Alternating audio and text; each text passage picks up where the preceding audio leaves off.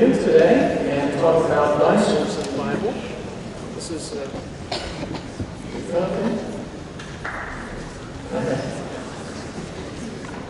dinosaurs in the Bible. This is a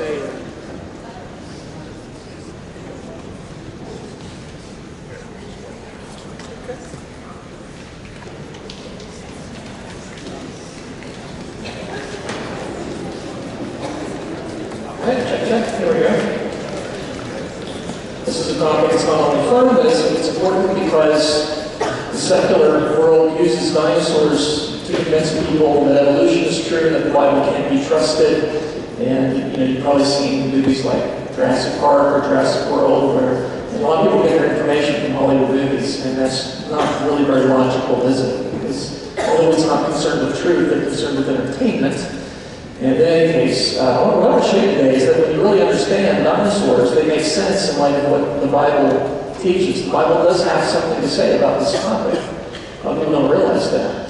And so we want to start with what are dinosaurs. You probably know that dinosaurs are reptiles, but they're different from modern reptiles in a couple of ways. One, they tended to have large holes in their skulls besides just the eye sockets. And you can see that in some of the dinosaurs that you have there. But the main characteristic that makes dinosaurs different from modern reptiles like alligators and turtles and things like that, modern reptiles have their legs out to the side in a kind of a sprawling position.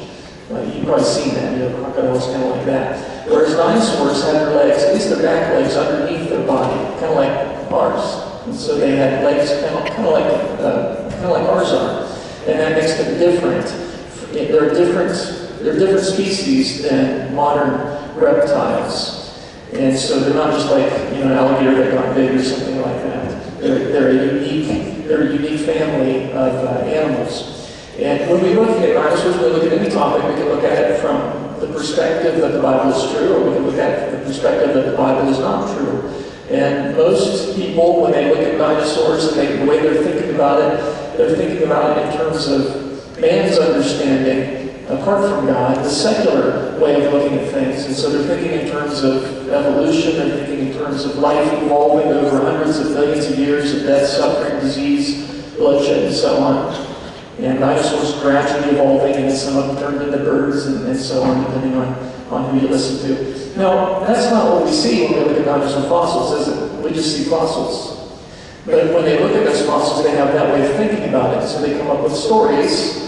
And maybe you've seen that in museums, you've seen little stories about how these things evolved and so on, but you can't see that in the fossils themselves. Whereas, I look at it from the perspective that the Bible is true, because the Bible gives us the correct version of history. It's recorded after all by eyewitnesses, right? People who were there, who experienced these events. And so we believe the Bible for the same reason we believe that George Washington once crossed the Delaware. It's because we read it in a history book. And the Bible's not just any history book, it's the Word of God. So that should give us all the more confidence in it. But a way of thinking of biblical history, we call it the 7 C's of history, because it's 7 words that start with the letter C. It's just a nice way of remembering biblical history. We start with creation. God created a world that He Himself called very good. And so you can imagine, if our righteousness is like filthy rags to God, you can imagine a world that's very good. Well, we can't even imagine a world that's very good. Because the world today is not very good. There's a lot of beauty in the world today, but there's a lot of ugliness too because of step 2, corruption. God created Adam and Eve. They were perfect originally. They were made in God's image, but He gave them a choice. And Adam chose poorly. He chose to disobey God. And because Adam was in charge of the world, his sin affected everything under his authority. Right? Just like when our government does something stupid, we all suffer because we're under our government's authority, whether you like it or not. So the world is not so nice today because of Adam's sin. And of course we're descended from Adam and his sin and so on. So that corruption, and there was a catastrophe because the wickedness of mankind became very great, and God is a just God. He's righteous. And He won't tolerate sin forever. He would be wicked if He tolerated sin indefinitely, right? Just say, well, who cares? No, He's a righteous God, so He will judge sin. And He did that by flooding the world, ridding the world of humanity, except for Noah, who found grace in the eyes of the Lord. Noah and his family were spared, along with 2 of every air-breathing animal on board an ark. And then there was confusion as the population after the flood refused to obey God's command to go and fill the earth and so on, and God judged them, confused the languages, and that's why we have the core language groups. Languages have diversified since then, but we think that's where the core language groups come from, at the Tower of Babel. And then we have Christ. God himself steps into history, becomes a man. That's pretty awesome. He's still God, but he's man too, and that way he can die on the cross. And he takes our place. And so by trusting in him, we can be made right with God, because Christ pays our penalty. That's awesome. And then in the future, there will be a consummation, where paradise lost will be paradise restored. Things will be very good again. There will be no more curse, the Bible says. And so we have one that's yet to happen. Now, when I look at dinosaurs, I'm thinking in terms of that biblical history. And I find that it makes a lot of sense. Dinosaurs make sense in light of what the Bible teaches. And so you've heard of virtual reality glasses that let you see what's not there. Well, we need to put on our biblical reality glasses, which shows you the truth. It shows you what really happened. And so when we think about the world in light of what the Bible teaches, we find it's going to make a lot of sense. And so, for example, we know that dinosaurs are made on day 6. Day 6 of the creation week. You know that God created everything in 6 days. It's clear those are ordinary days, because each one's bounded by an evening or morning. They're not long periods of time or anything like that, right? Because there was evening and morning the first day, evening and morning the second day, and so on. Their earth rotations. Dinosaurs are made on day 6. How do we know that? Because land animals are made on day 6. The Bible tells us that. Everything that creeps on the earth was made on day 6 of the creation week. And dinosaurs are things that creep on the earth, right? This is just basic logic. Dinosaurs are land animals. We know that by definition. They walk on their legs. Land animals, and human beings for that matter, were made on day 6. Therefore, dinosaurs are made on day 6. That's basic logic. It's a syllogism. So, dinosaurs are land animals. By the way, there are creatures that some people call dinosaurs, like plesiosaurs that swam in Earth's oceans, or flying reptiles, but technically those are not dinosaurs. Dinosaurs, by definition, walked on their back legs. They're land animals. So they were made on day 6. What about the swimming things like plesiosaurs? They're made on day 5. Pterodactyls made on day 5, because swimming and flying creatures are made on day 5 according to Scripture. So you know from Scripture that dinosaurs are not millions of years old, like you've been told on television and secular media and in the movies and so on. They lived at the same time as people. And we don't tend to think about that. A lot of times in children's textbooks, you see the Garden of Eden depicted, and you don't see dinosaurs there, but you really should, because they did live at the same time as people, might look something like that. And then people get upset about that because they think, well, wait a minute, wouldn't T-Rex have gone around trying to eat Adam and Eve? I mean, if you've seen the movie in the Jurassic Park or Jurassic World, because that's what T-Rexes do, right? But you need to remember, God didn't make monsters. God just made animals. Hollywood makes monsters. God just makes animals. They would have been peaceful originally, because God saw everything he made, and behold, it was very good, the Bible says. And so that means even these very large, just because something's big doesn't mean it's out to get you, right? Can you imagine if elephants had gone extinct, and instead T-Rexes were still alive, so you could go to the zoo and see a T-Rex and going to sleep, right? But then you'd see a movie like Jurassic Park, and there'd be elephants in it. And be running around stabbing people with their tusks and crushing them with their trunk, because what else would those be used for, right? But that's not the way elephants behave, is it? They're not monsters just because they're big. Now, you don't want to make them mad, but they're not monsters. They're not out to get you. And it's the same way with dinosaurs. These would have been peaceful creatures originally. There's another way that you could know, though, that dinosaurs did not live millions of years ago, and that's because death entered the world as a result of Adam's sin. And so these dinosaur fossils that we find, when you find a fossil of something, it's dead, right? It's a dead thing. And the Bible tells us that death came into the world as a result of Adam's sin. Death spread to all creation. Death came into the world as a result of Adam's sin. That tells you these dinosaur fossils must have happened sometime after Adam's sin. And since most of these are found in flood deposits, rock layers that have been laid down by water, worldwide flood would be a good candidate for what's responsible for most of the dinosaur fossils that we see in the earth today. But they had to happen after Adam's sin, because there was no death before Adam's sin. No death of the living organisms. That would be things like animals and human beings. Plants are not considered alive in the biblical system. The Bible uses the word nefesh kai, which refers to a living creature. Plants are not referred to that, but animals and human beings are. Now people say, well, wait a minute, haven't they dated dinosaur fossils, right? And don't they, aren't they millions of years old? Well, I got news for you. Fossils don't come with little labels telling you how old they are. It'd be nice if they did. But you might have seen fossils with labels on them. You know, this fossil is 65 million years old at museums and things like that. But my point is they didn't come that way. Those labels were attached later by people who were not around when the fossil formed and therefore don't really know how it formed. But can you radiometrically date a fossil and things like that? Actually, you can't, at least not with the kind that they use to get the so-called millions of years. Instead, they try to estimate the ages of rocks, and those methods are all based on various assumptions about the past, some of which we know to be wrong. But there's actually a lot of scientific evidence that dinosaurs did not live millions of years ago, that in fact lived recently, thousands of years ago, perhaps hundreds in some cases. For example, we found evidence of red blood cells in dinosaur tissue. We found, for example, in the T-Rex femur, they dissolved away the outer portion of the fossil, and inside they found soft, fresh tissue. Isn't that interesting? Including red blood cells. And you can see the actual red blood cells in the blood vessel there. Isn't that fascinating? And you can even see the nucleus of the blood cells. Now, our blood cells don't have a nucleus because in mammals, we're classified as a mammal. They don't have nucleated blood cells, but reptiles do. The T-Rex did, apparently. Now, that's not going to last millions of years. Blood does not last millions of years, folks. You know that. It doesn't last that long. What about carbon dating? You know, a lot of people think carbon dating takes millions of years. It never does, ever. Because it's based on the C14. And C14 has a half-life of 5,730 years. It can't last millions of years. And yet we found C14 in dinosaur fossils. You carbon date it thousands of years. The carbon dating is not perfect either, but the fact is you should find zero C14 in dinosaur bones if they were really millions of years old. So the fact that we carbon date tells me they're not anywhere near millions of years old, they're thousands of years old. Every dinosaur fossil we've dated, we've carbon dated, comes back thousands of years, every single one. Not one of them gives millions of years. Isn't that interesting?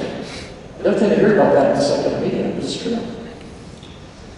Dinosaur evolution, did they evolve? Well, dinosaurs didn't evolve because we know biblically that God created animals after their kinds. Now, animals can change a bit, and they can change quite a bit, right?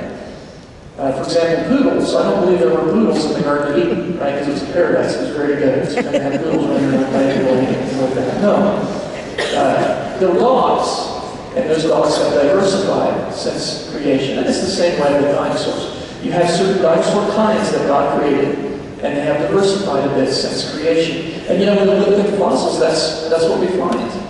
You'll see in textbooks that this is supposedly dinosaur evolution, right? There's the common ancestor down at the bottom, and it branches off of all these different varieties, and how far down they are, that's how far down they're found in the geologic column, which secularists believe to be millions of years. But the places where the evolution is happening, where they're branching and changing, are all the places where we don't find fossils. You see the highlighted regions, the light blue, that's places where you actually find fossils. Whereas all the branching, the evolution happening, all the places where you don't find any fossils. Isn't that interesting? It's almost as if these dinosaurs were created after their kinds, which is exactly what the Bible teaches. Yes, you can get variation within a kind, but not changes between the basic kinds, just as we find with other animals, past and present. What do dinosaurs eat? We have T-Rex. What's he thinking about eating? Let's consider the first T-Rex.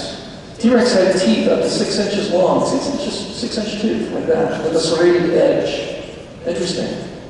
How would the first T-Rex have been described? Would he have been a plant eater, a meat eater, a scavenger, or a plant and meat eater? Now, how many of you say plant eater? Okay, a few. How many of you say meat eater? How many say scavenger? How many say plant and meat eater? Okay, we got a good mix there. Some of you didn't vote. You deserve the government to get. That's what I say about that. First T-Rex was a plant eater. Plant eater, yeah. How do I know that? The Bible tells us. In Genesis 1:29 and 30, God said, "See, I give you every herb that you'll see, which is on the face of all the earth, and every tree you fruit you'll see." He's talking to Adam and Eve. To you it shall be for food. He says, "I'll give you the plants for food." It says, "Also to every beast of the earth, to every bird of the air, and to everything that creeps on the earth, in which there is life." Would that include dinosaurs? Are they part of everything? Mm-hmm. Well, yeah, of course they're part of everything's part of everything, right? I give every green herb for food, and it was so interesting. So that first T-Rex would have eaten plants. Because the Bible tells us that's very clear. And that bothers people, right? Because he's got those sharp teeth, but the first T-Rex was thinking about eating plants. And again, people are bothered by that because they want the sharp teeth then, right? T-Rex has these incredibly sharp, 6-inch serrated fangs, perfectly designed for ripping and tearing into watermelons and cantaloupes and so on. You see, just because something has sharp teeth doesn't mean it has to eat meat, it just means it has sharp teeth. And there's some, we tend to think of plants as soft, but there are some plants, like a coconut, that are not so soft. And you need something like a sharp tooth to get into it. We use a knife, but isn't that like a sharp tooth, really? Or even watermelon. Watermelon's as soft as can be once you get inside, but you have to cut through the exterior. We use a knife to do that. T-Rex could just bite right into one, not a problem. Just because something has sharp teeth doesn't mean it eats meat, it just means it has sharp teeth. And there are animals today that have sharp teeth that are either entirely or primarily vegetarian. There's a particular primate that has incredibly sharp teeth that is primarily vegetarian, only occasionally supplementing his diet with meat. What do you think this guy ate based on those teeth and incredibly sharp teeth? Now the thing is, we know what this guy eats because this species is still alive today. This is the skull of a fruit bat, and we know what fruit bats eat. They eat fruit. It's not surprising. By the way, there's another way you could know that dinosaurs, even T-Rex, did not originally eat meat. And that's because there was no death before Adam sinned. When you eat meat, you're eating a dead thing. I hate to break it to you. But that's what meat is. It's a dead animal that you're eating. And there would have been no death before Adam sinned, so there would have been no need to eat. Think about that. Now, obviously, at some point, some animals started eating meat. Now, that would have had to have been after Adam sinned, right? We don't know exactly when. The Bible doesn't say. We know humans were given permission to eat meat after the flood, but animals, we don't know. The Bible doesn't give us information on that. But some animals eat meat today, so obviously they started eating meat at some point. But did you know even animals today that we think of as meat eaters occasionally go back to their pre-fall diet? They become vegetarian again. For example, lions. There was a female lion, a 350-pound female lion named Little Tyke, who refused to eat meat her entire life. She was raised in captivity, and it just reminds us of the way animals would have been before the curse, when all the animals were peaceful originally. And of course, they would try to give Little Tyke meat because everybody knows that lions need meat to live, right? That's a requirement. Well, Little Tyke didn't know that. She didn't like the smell of meat, so she turned away from it. You can see that. She sure likes milk, though.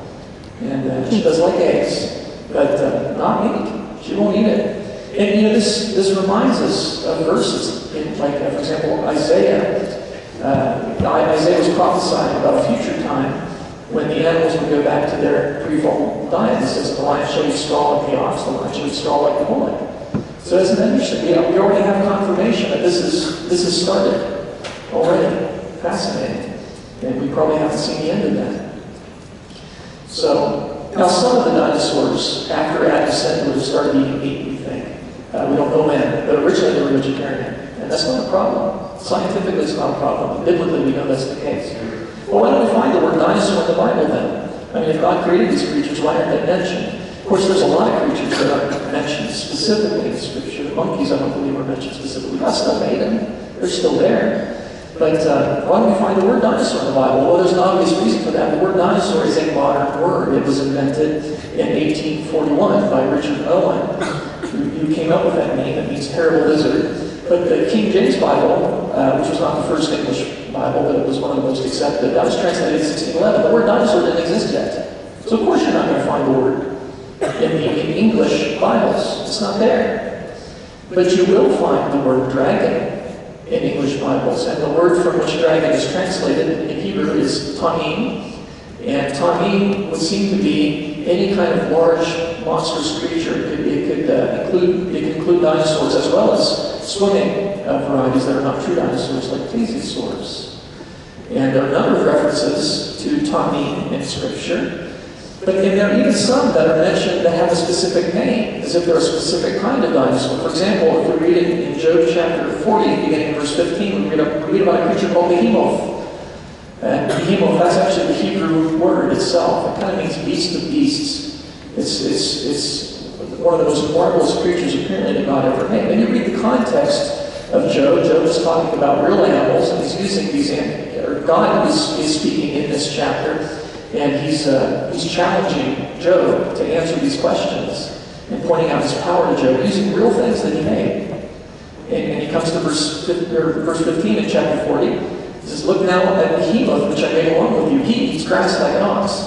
So it's an herbivore, even at the time of Job. Job's about 2,000 years after creation, something like that. So he even eats grass like an ox, still an herbivore at that time. See now his strength is in his hips and his powers in his stomach muscles, which would describe one of these long-necked dinosaurs, like a Diplodocus, that had the very long muscles along his stomach to support this long neck and this long tail. Strength is in his hips, powers in his stomach muscles, that makes sense. He moves his tail like a cedar, that's a tree. So this thing moves its tail, it's like moving a tree. And that would certainly be the case with these sauropod dinosaurs that have an incredibly long tail. It goes on and says, his bones are like beams of bronze, his ribs like bars of iron. He is the first of the ways of God, indicating that he's sort of the most impressive thing that God made in terms of land animals. Only he who made him can bring near his sword. That's why he's saying only God could possibly attack this creature. If you come near it with a sword ready to attack, it's just going to bash away. It's not going to be intimidated by you at all. See, God is using this animal as an example to Job of his power. He's saying, if you can't even challenge this creature that I made, how are you going to argue with me? You see? And that argument would only make sense if this was a real animal that Job was familiar with. And so obviously these animals are still alive at the time of Job, at least these particular varieties. Now, some people have said, well, there's no way that could be a dinosaur because they lived millions of years ago. So the Bible here is just describing like an elephant. But I don't think that matches the description of an elephant, right? Some Bibles even have they'll say, behemoth, possibly an elephant or hippopotamus. That does not match the description of an elephant or hippopotamus. Do they have a tail like a cedar tree? Does an elephant have a tail like a cedar tree? No, an elephant has a tail like a little rope, right? That doesn't fit. Does a hippopotamus have a tail like a cedar tree? No, it does not. It has a tail like a little flat. That could be more opposite of a cedar tree. No, it doesn't fit the description of these animals. It does fit a sauropod dinosaur. And so I think that's probably what the behemoth was. Or Leviathan. In the next chapter of Job, we read about a swimming creature that once inhabited Earth's oceans or seas anyway. And when we read the description of it, it sounds an awful lot like one of these plesiosaurs, the animals that had the four flippers, they lived in the oceans. They're extinct today, are thought to be. And you read the description of it. Verse 1, can you draw a Leviathan with a hook or snare his tongue with a line which you lower? God's asking a rhetorical question. Can you fish this thing out like you would, just a cod or a catfish? Of course not. Verse 9, indeed, any hope of overcoming his faults shall one not be overwhelmed at the sight of him? It's an impressive creature, whatever it is. No one is so fierce that would dare stir him up. Who then is able to stand against me? See the analogy that God's making there? If you can't even challenge one of my creatures, what makes you think you can challenge me? That's a pretty good question, isn't it? Verse 15 talks about this creature having scales. So it is a reptile. It's air-breathing, but it swims. And so it is a reptile. One is so near another that no air can come between them. Strength dwells in his neck. Sorrow dances before him. They make me think of one of these long-necked plesiosaurs. Now, some of the verses, I haven't listed all of them here. You can read this on your own later. Some of them say that smoke goes out of his nostrils and sparks leap out of his mouth. And people say, oh, that's got to be a myth, right? Because not only are you talking about dragon, you're talking about fire-breathing dragon. That can't possibly be. And then I'm going to ask, can you give me a scientific reason why an animal can't produce something like a flame? Because you see, there are animals that do very nearly that. There's a creature called bombardier beetle that mixes a couple of chemicals along with a catalyst and is able to produce a hot spray to protect it from predators. Now, if God can do that with a beetle, why couldn't he do it with a larger animal? There's no reason why God couldn't make something like that. There are all kinds of abilities, amazing abilities that different creatures have. If you just found the fossils of it, you wouldn't know. If you just found the fossils of an electric eel, you'd never know that it could produce high voltage electricity, would you? But it can. God designed it to be able to do that. Fireflies is little insects that light up, and kids love to catch them and so on. Well, I mean, if God can make an insect that can light up, he can certainly make something that can produce flame. Most animals produce methane anyway, which is a flammable gas. You just need a mechanism to ignite it. Not a problem. And the fact is, there are a lot of ancient cultures that have legends of fire-breathing dragons. So this was a real creature, and the Bible's not delving into myth here. God's using this as an example of a real creature that Job can't possibly contend with. Verse 25, when he raises himself up, the mighty are afraid because of his crashings that decide themselves. On earth there is nothing like it which is made without fear. Now again, some Bibles in the footnotes will say things like, oh, the lion, possibly a crocodile. I'm thinking that just doesn't fit the description of crocodile, does it? Because crocodiles, at least modern ones, can't produce flames, right? They can't raise themselves up. They can't even get more than a foot off the ground because of the way they're built. They don't have a neck to raise up, but these plesiosaurs would. Something to remember about the footnotes of your Bible, they're not inspired. It's the text that's inspired by God. The footnotes can be mistaken because they're just made up by men. What about flying reptiles? The Bible mentions those too. It does, flying reptiles. In Isaiah 14:29, it talks about fiery flying serpent. In Isaiah chapter 30, verse 6, fiery flying serpent. Isn't that interesting? And the word fiery there, the Hebrew, can either mean vividly colored or it can mean poisonous. We're not sure which of those two would fit in. Because I think what the Bible's describing here is a Ornithorhynchus. There are different kinds of flying reptiles. There were the big pterodactyls, they had the long wings and very short tail. And then there were rhamphorhynchoids, which were small but had a long tail. So rhamphorhynchoids would be only about that long, something like that. And I think the Bible's describing the rhamphorhynchoids. But they are reptiles, and they're extinct today, and yet they're mentioned in Scripture. Isn't that interesting? These things didn't live millions of years ago. They lived at the same time as people, and people saw them. Very interesting. And by the way, some of the reports of Rhamphorhynchus, they go up to the 1600s. So 400 years ago, we think it's about when these things went extinct. Not millions of years ago. And the descriptions of them are that they are both poisonous and vividly colored. So that's why we don't, it'd be nice if we had a little extra information to help us constrain the meeting there, but either one fits. So a question then that we often get is, were dinosaurs on Noah's Ark, and would they fit? Well, where would they be on Noah's Ark? What does the Bible say? Genesis 7, 8, 9, of clean animals and animals that are not clean, and birds, and everything that creeps on the ground. There went into the ark to Noah by twos, male and female, as God had commanded Noah. Oh. So everything that creeps on the ground, would that include dinosaurs? Yes, they creep on the ground, right? They're land animals. They breathe. And so they would have gone into Noah's Ark 2 by 2. Dinosaurs would have been we know that the clean kinds, there were 7, but dinosaurs would have been probably the unclean variety, and the 2 of each kind. And this is where the critics say, well, there's no way. And that's just silly. There's no way you get dinosaurs on Noah's Ark. They couldn't possibly fit. Because dinosaurs are huge. And of course, most critics have no idea how big Noah's Ark was, or they wouldn't probably have that objection. It's funny when it seems to me, in order for this objection to be rational, to say you couldn't possibly get all those dinosaurs on Noah's Ark, you have to ask 2 questions. How big was Noah's Ark? And 2, how many animals would have to go on board? When you calculate the space that they would take up. And the funny thing is, you ask most critics, how big was Noah's Ark? Most of them don't know, despite the fact the Bible does tell us the dimensions. How many animals would have to go on it? Well, 2 of each. How many is that? Well, we don't know. See, it's not a logical objection to say an unknown number of animals can't possibly fit on a boat of unknown size. Right? That's irrational. Well, let's do the math. Let's do our homework on this. We don't have to guess about how big Noah's Ark was, because the Bible tells us the dimension. It gives us in cubits. Cubit is the length from your elbow to the end of your hand.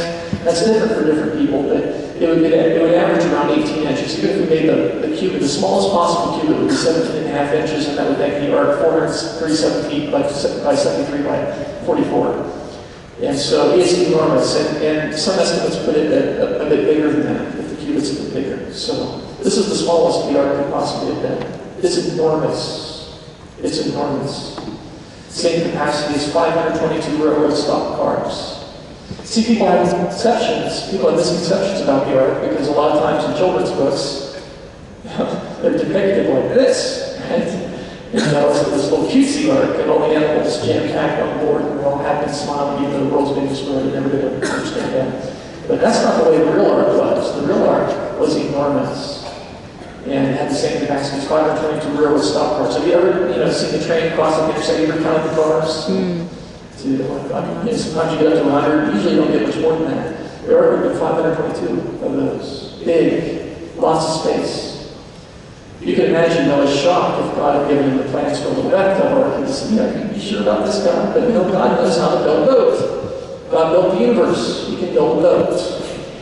And of course, Noah had to build it, but God gave him the dimensions. Perhaps more information that's not included in the Bible, but at least the dimensions. And we've had engineers study that. The ark is optimized to weather a worldwide flood. The bathtub arks to go very easily. They're not designed to weather a worldwide flood. The ark that the Bible actually describes was designed to survive a worldwide flood. Now, there are other legends of a flood that have been distorted from a biblical account.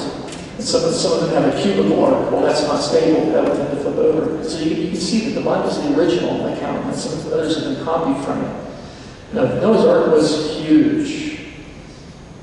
It was big. It was big enough. How many animals would have to go on board? Okay, 2 of each kind, but what's a kind?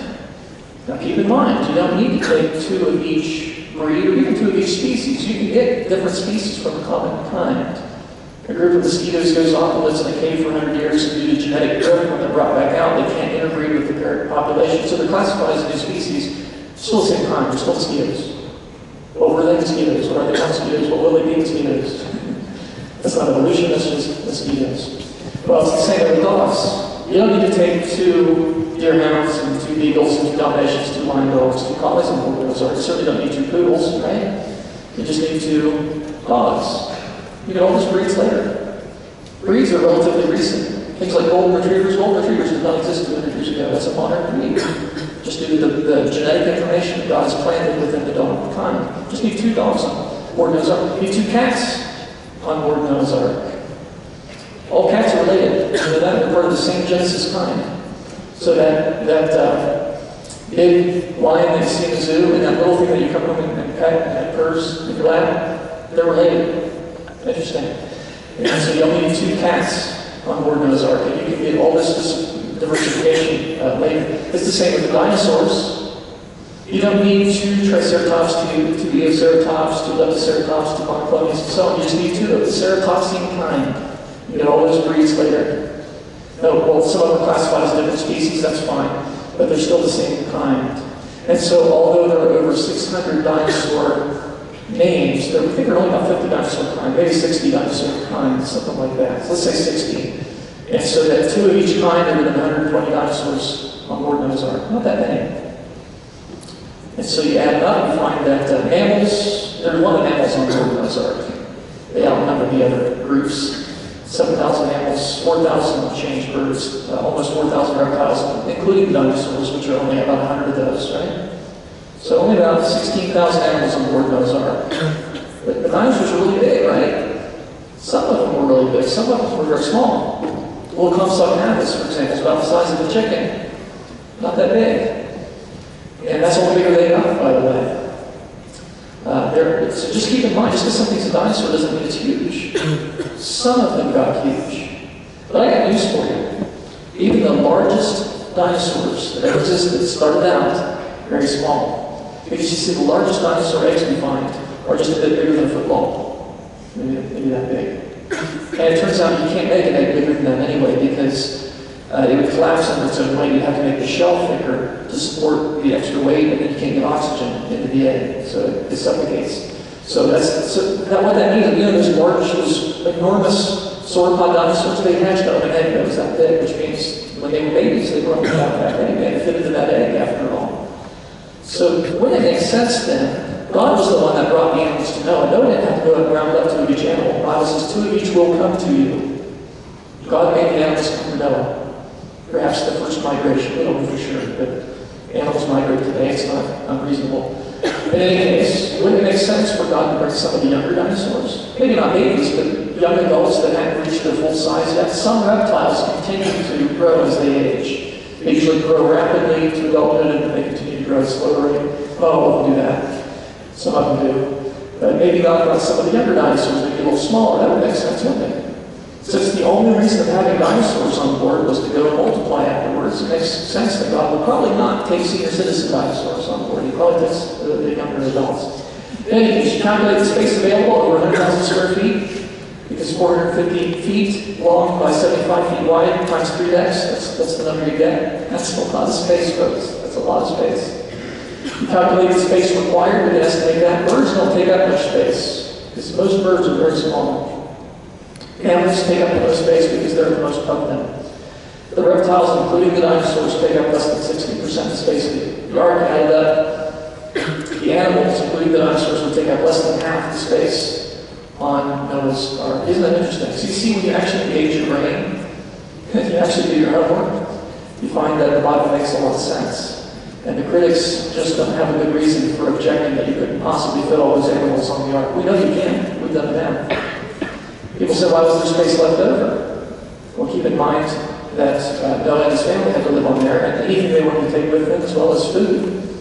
And I think there was room for more people, too, because Noah was a preacher of righteousness. He was out there preaching, come on board the ark and be saved. And those people said, no, forget it, we don't believe it. You're a fairy tale guy. And they died. So, the dinosaurs got on the ark, they must have got off the ark, 2 by 2. So even though most of everything was killed during the world by flood, representative kinds were on board the ark, and so that means dinosaurs would have lived past the flood year. Maybe they never reached the same population after the flood, maybe the environment was a bit different, we suspect. But they apparently survived until relatively modern times. That being the case, would we expect to find stories of people encountering things like dinosaurs? Of course, they're not going to be called dinosaurs, that's a modern word, right? But do we find legends of people encountering dragons? We sure do. There are lots of legends of people encountering dragons. And you read the descriptions of these, and a lot of them match known kinds of dinosaurs. Now, maybe some of them have been exaggerated a little bit if they've been passed down by word of mouth. That's okay. We understand that. But there are lots of legends of creatures that sound like dinosaurs. There's the legend of St. George and the dragon. The legend was that there was a dragon that was victimizing a town, eating their livestock, and the legend says that people were going to sacrifice a young lady to this creature, hoping it would leave them alone. And St. George rides in and kills the dragon, and the town is saved, and he preaches Christianity there. Now, it's not the Bible, I don't know for sure that this happened, but it's interesting because we have found fossils of baryonyx in that region. They were discovered in 1983, so that's very plausible. There's nothing outrageous about that legend. It may very well happen just like the legend says. In AD 1271, Marco Polo reported that the Chinese royal chariots were occasionally pulled by dragons. That's kind of interesting, isn't it? And in fact, in the year 1611, we have on record that the emperor, the Chinese emperor, appointed the position of royal dragon feeder. There was a job where your job was to feed dragons, which makes me think they probably had some. So that makes sense. There was a town in France that was renamed in the honor of the killing of a dragon there. The animal was said to have been larger than an ox, armored, and it had horns on its head. And so it matches descriptions of like ceratopsian dinosaurs, like a triceratops, for example. There was a town in Italy where a peasant was walking behind his cart. His oxen were pulling a cart, and they stopped when there was this little hissing dragon on the road ahead of them. This was a small one, but very unusual looking. And he documented it so well. He brought the body. What he ended up doing is he ended up killing this thing because it was not going anywhere, and the oxen were afraid of it. So he had a rod with him, just struck on the head and killed it. And he brought the body into Ulysses Alvarez, who was a scientist of the time. And Ulysses Alvarez very carefully documented this creature and reported that it turned out as a reptile, and one unlike any others that he had seen. And he described it so well. We think it was a Tanystropheus. We think we know what name it had. Not only dinosaurs, but we have all kinds of reports of flying reptiles throughout history. Herodotus, the Greek historian who confirmed some of the events of the Bible, said that there's a place in Arabia, not far from the town of Buda, where I went to learn about these winged serpents that he'd heard about. He says, when I arrived there, I saw innumerable bones and backbones of serpents. Many used the backbones great and small and smaller. So he finds a valley full of dead Rhamphorhynchus, that small flying reptile with a long tail. He says, winged serpents are said to fly from Arabia, beginning in spring, and from Egypt, but the ibis birds encountered the invaders in his past and killed them. It says the serpents are like water snakes. Their wings are not feathered, but very like the wings of a bat. So he's going out of his way to say, these are not birds. They're not feathered. These are reptiles. They have a membrane-like wing like that of a bat, but they're serpents. They're scaly creatures. And flying reptiles are even depicted on certain ancient coins, or with a snake, but with wings. That's very interesting. You probably know that people sometimes in the past lived in caves. In fact, Lot, Abraham's nephew, lived in a cave for a while. We know that from the Bible, and it makes sense. You have a built-in structure protected from the elements that you don't have to build. And people sometimes would paint on the cave walls. And they would paint things like buffalo and people, and occasionally dinosaurs. And we find examples of this. There's a petroglyph of what appears to be a sauropod dinosaur. They've highlighted it for you on the right so you can see a little bit better. There's another petroglyph in Natural Bridges National Monument, Utah. And it's a little hard to see in the pictures, but they say when you're there, it just pops out. It's very, very obvious. There are certain places in France where we have carved on the side of buildings these large dragons. You can tell they're scaly. They're scaly creatures. This is before dinosaur fossils were found. Dinosaur fossils weren't found until the 1800s. And then people drew depictions of things that resemble known kinds of dinosaurs. Ancient tapestries. Vance Nelson has documented a lot of these. We went around the world and found in ancient tapestries things that look like known kinds of dinosaurs. Sculptures. This one's thought to be 4,000 years old. This sculpture from China, and it resembles a ceratopsian, like a centrosaur. And another one that resembles a protoceratops. So Bishop Bell's Cathedral, Bishop Bell's tomb, in Carlisle Cathedral. So we know when this guy died. He died in 1496. That's when this tomb was put in. And along the side are these brass strips. You see there's brass strips there. And carved into those strips are various animals like bats, dogs, fish, birds, and sauropod dinosaurs. Now keep in mind, this is 1400s, late 1400s. This is before any dinosaur fossils had been found, and that people drew these animals. Isn't that interesting? So apparently they had seen a temple in Cambodia that looks a bit like a stegosaurus. Some people dispute that, but it looks kind of like that to me. The Australian Aborigines, some creature they believe still lives in Lake Galilee in northern Queensland of Australia. And this is their painting of it. Interesting. It looks a lot like a plesiosaur. There are some legends that are relatively recent. The beginning of humanity. Eyewitness reports it was recent in 1990. This is a creature that's supposed to live in the African Congo. And the natives, when they draw pictures of it, it looks like that. They say it kills elephants. So whatever it is, it's got to be pretty powerful. You say, does that mean that there could possibly still be some dinosaurs alive today? Yeah, it's possible. We think probably most of them are extinct, but it's possible there are some still alive today in certain remote parts of the world.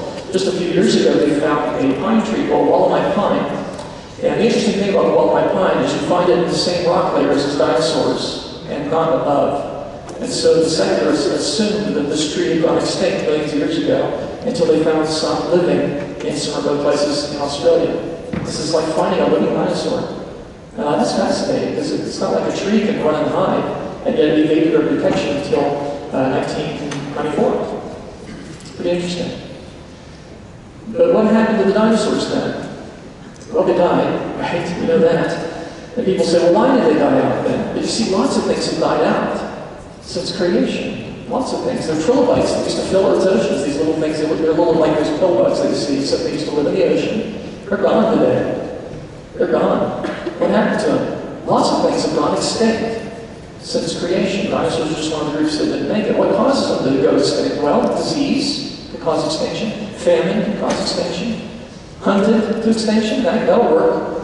You read these legends of these heroes going out and slaying dragons, maybe we caused the extinction of some of these varieties of dinosaurs. But the ultimate reason is because of sin. If you think about it, it's because of sin that death entered the world. Because of Adam's sin. If Adam hadn't sinned and if we had continued in obedience, we'd still have dinosaurs today. And they'd still be peaceful today. Which would be pretty awesome. So you see, you can actually use dinosaurs to segue into the gospel, can't you? If somebody has an interest in dinosaurs, you can easily teach them about when these creatures existed, what they originally ate, what they were originally like, and why they went extinct. Ultimately, it's because of our sin, our rebellion against God. Interesting. And that points us to the gospel, because we also deserve death.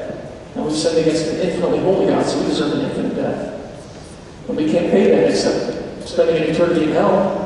But Christ has offered to take our place on the cross. You see, you can actually use science and these scientific facts to segue into the gospel. And I find that a really useful purpose for dinosaurs. So you can sum up dinosaur history with 5 F's. Dinosaurs were formed. They were created on day 6 of creation week. Because their land animals lived at the same time as people, originally vegetarian, originally peaceful. Dinosaurs were fallen. When Adam sinned, the world that was under his dominion, under his authority, was broken. And today we live in a world that's no longer very good. There's a remnant of beauty in the world today, don't get me wrong. Especially here in Colorado, we get a lot of beauty.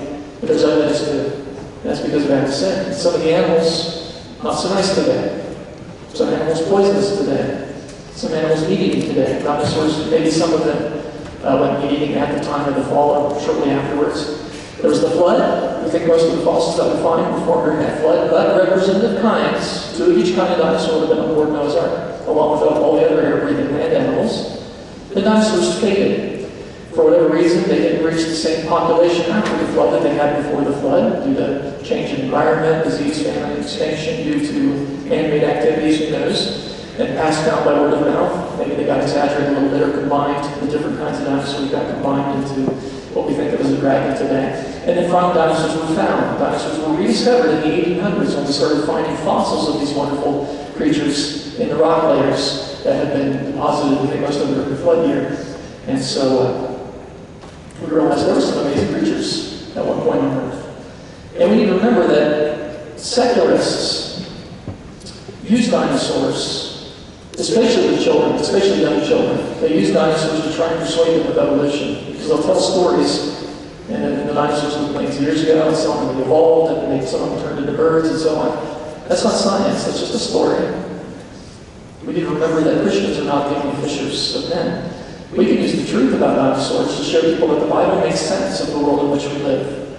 We can view our world through biblical glasses, and it makes sense. Science, the Bible makes sense of science, it makes sense of the discoveries that we find in terms of fossils, and not just in paleontology, but my own field of astrophysics, astronomy, all these things. They confirm biblical creation. People tend to think of the Bible as just a collection of fairy tales. It's not. It's real history. It happened. It's true. It really is the Word of God. And it makes sense of what we see in the world today. So that's what we're all about, the Biblical Science Institute. We want to reconnect the Bible and show you that it makes sense of the world in which we live today. We have all kinds of resources. I encourage you to check out our website. A lot of books that you can get to help you defend your Christian faith. A number of DVDs as well. And I don't have time to read any more books, Dr. Lisle. I get it. And so we have DVDs as well. It's Created Cosmos, teach on tour, the University of Stargazer's Guide to the Night Sky, how to better enjoy the night sky from a Christian perspective, and so on. Taking Back Astronomy, which will show you how the universe declares God's glory, not a big bang for billions of years. Keeping Faith in an Age of Reason answers over 400 alleged Bible contradictions. I've heard somebody say, well, you can't trust the Bible because this verse contradicts that one. I wouldn't look them up. None of them genuinely contradict if you really understand it. Physics of Einstein, that was a little more advanced, but I think some of you can handle that if you're interested in that kind of subject. Lots of different DVDs as well, and you can check those out on our website at biblicalscienceinstitute.com. So I encourage you to check out the website. And we do have a few minutes for Q&A. If you have any questions, I'd be happy to take some of those. Okay. Any questions? Yeah. Yell it out.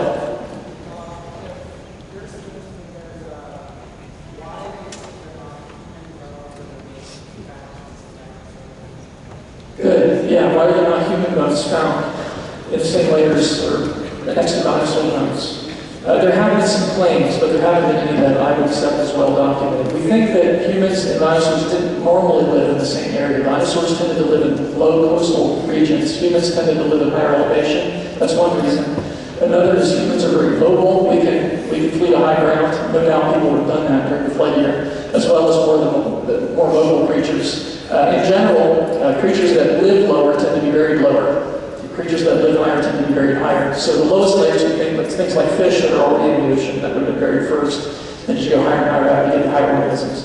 So we didn't live in the same location and we're more mobile.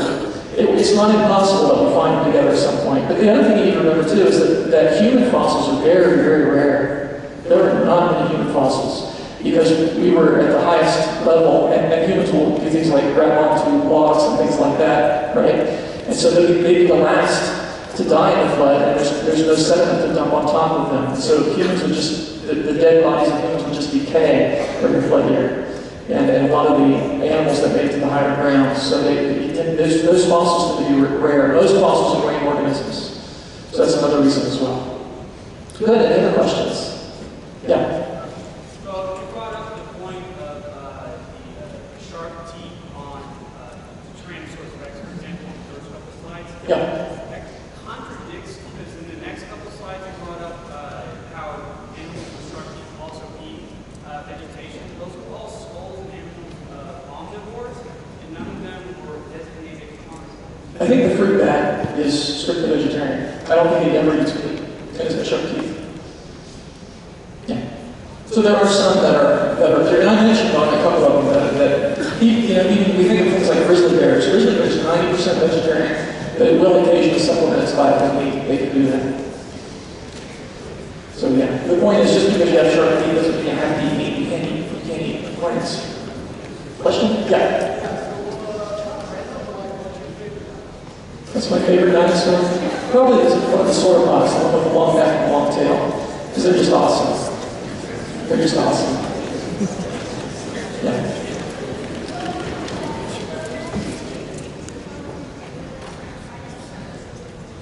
Well, they decay over time. Most of them did, but if you want to preserve something, you have to bury it. The ones that got buried in the flood and fossilized, that protects them. Fossilization happens when you have minerals surrounding the bone. Bones are porous, they're light because they got lots of holes in them. And what happens is during the flood, the minerals will come and fill in all the little holes in the bone, and so you end up with a stone that's in the shape of the bone. That's what a fossil is. Fossils are very heavy, even though the bones are light, and that fossilization will protect them from decay, because rocks don't really decay. And sometimes the fleshy part is gone, but sometimes, because the outer portion has been encased in rock, you can still have some of the fleshy portion left inside. It kind of protects it. Does that make sense? Follow?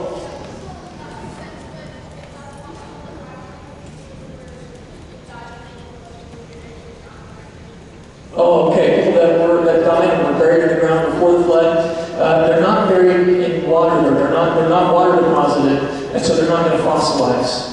So they're going to decay. They're going to, be recycled in the environment. You have to have flood condition. It is possible to get a fossil without a flood, but flood conditions are the best because you're going to bury it rapidly in sediment. Sediment, if it has certain metals in it, like calcite will cement the grains together, kind of lock it in place. If you just bury it in dirt, it's going to decay. Yep. Good. Other questions?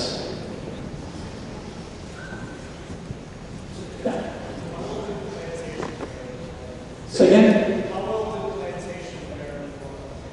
How well did plantation fare during the flood? Is that what you're asking? Yeah. Plants are interesting. They tend to be more robust than people think. Some of the plants can survive outside the flood on floating mats of vegetation. Some of them can survive that way. Some of them can regrow very, very quickly.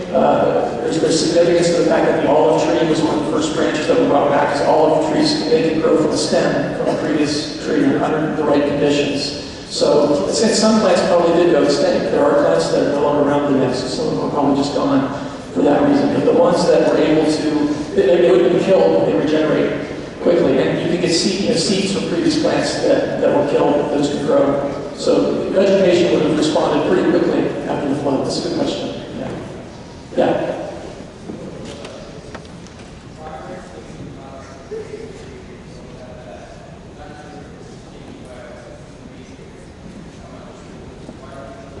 Why are they still teaching that the dinosaurs went extinct by a meteor impact? I think it's partly because they don't have a good alternative. By the way, the majority of secular scientists have never accepted that. Isn't that interesting? What happens is an interesting story, and I want to make sure I don't screw up the details of this, but the guy who came up with that idea, what he kind of bypassed the scientific method and went directly to the media and said, I've got it. I figured out how dinosaurs went extinct. There's this meteor that came and it destroyed them, et cetera, et cetera. But most scientists have not accepted that idea. It's just people think that that's what's accepted because the media tended to latch on to that because it's a very exciting idea and makes for a good story. One of the reasons they think that is because you find there's a layer of what's called an element called iridium. And iridium is not very common on Earth, but you do find it in meteorites. You find a little bit of iridium in it. And there's a layer of iridium in between the Cretaceous layer and the Tertiary that comes on top of it. And you find dinosaurs below that layer, and you don't find dinosaur fossils above that layer. And so people say, oh, what happened was it must have been a meteor, and it spread out that iridium which settled down, and that kind of marked the end of the dinosaurs. The problems with that are numerous. One is that meteors, while they do have iridium in them, when they crash, they keep the iridium in them. They do not enrich the surrounding soil.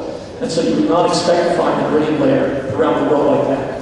On the other hand, volcanoes also put out a bit of iridium because they take it, it's found deep within the earth and they bring it out. And volcanoes do distribute the iridium. And so we think that the actual explanation for that iridium layer is the volcanic activity that would occur during the flood year. But I think the reason they still continue to teach it is because it's exciting and people think that everybody else believes it. Question up there? Yeah. Okay, so I have a question about one of your biblical reference, Isaiah 14:29. Okay. You mentioned the fiery serpent. Yeah. We'll go back to it. My question for you is that in the context of the rest of that verse is Isaiah talking to the Philistines, but the Philistines are just being the Israelites. It's not. Yeah. He says, do not rejoice. God, you have struck a rock with a fiery serpent, and later on God brings plagues to the Philistines. Yeah. So, how do you explain the rest of the Well, he's using that as an illustration, I believe. But the point is, it wouldn't make sense if the creature didn't exist. People say, well, what's a fiery serpent? My point is, they obviously were familiar with this creature. And the Hebrew word, if I'm not mistaken, is seraph. It's similar to seraphim. And so it's used only in a couple places in Scripture. But there was a wonderful paper written a number of years ago where the scientist went through. He was a scientist by training, but he went through and looked at different places in the Scripture for flying reptiles. And some of them are not necessarily meant said to be flying, but they could have been anyway. He speculates possibly even that the serpents that bit the Israelites in the wilderness were not the terrestrial kind, but the flying kind. It's kind of interesting. So the point is, the Bible does mention flying serpents, flying reptiles. So God did know about them. That's the main point I want to take away from that. Yeah.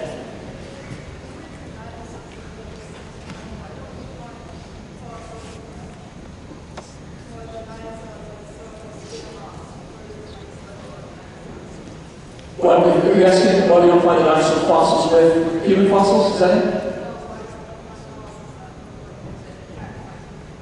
Look like they've been attacked by humans. Well, again, I think people, for the most part, did not live in the same regions that dinosaurs typically lived. Dinosaurs tended to live in low coastal regions. Humans tended to prefer higher ground. At least before the flood year, that's what we think. Is there some evidence of humans interacting with dinosaurs? Maybe. We find evidence of dinosaurs with marks in them where they've either been bitten or impacted with something, but we don't know. It's hard to know. So people try to make a lot out of just a little bit of evidence. But keep in mind, most fossils that we find are marine invertebrates. Dinosaur fossils are relatively rare. Human fossils are very, very rare. And human artifacts before the flood, we probably don't have any. God wiped out that pre-flood world. So it's pretty well gone. Yeah?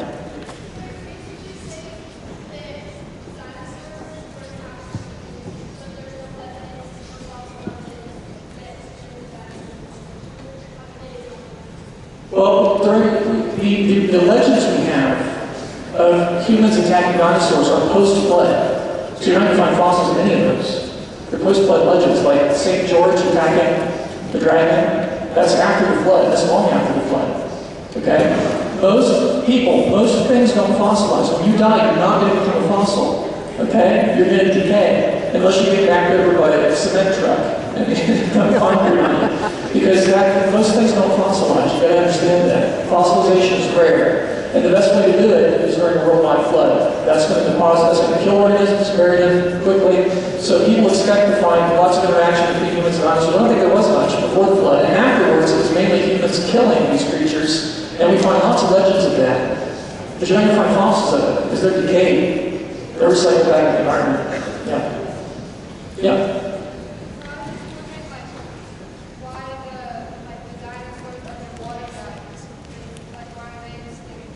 Yeah, that's a good question. What about the underwater, the swimming kinds? It's not just them, by the way. As I mentioned earlier, trilobites. Trilobites were everywhere over the ocean before the flood. Today they're gone. And you need to understand that the flood was a violent event. You had stories, the rain came down and the flood came up. But the fact is, the flood was violent. The Bible says all the mountains of great deep burst forth. So imagine all the volcanoes underwater going off at the same time. It was violent. And that's why we find fossils of fish everywhere. A lot of fish died in the flood because what happens is sediment comes into the land and buries it. We find whales buried in sediment. Whales! Think about that. What kind of catastrophe would it take to bury a whale? You kind of dump a bunch of sediment on it very quickly. Some are very vertically like this. So all it takes is something like that to kill off these organisms. And so a lot of fish died in the flood too. A lot of them. But as long as you find two afterwards that find each other and are able to reproduce, then they're going to be able to survive. But the environment might have been different after the flood too. The chemistry of the ocean might have changed. You have all this new material coming into the ocean. Some creatures are more sensitive to that than the others. So there's lots of reasons why even ocean creatures would die during the flood year. I think time's about up. But if you're able to stay around, I'll be happy to answer other questions as well. Thank you very much.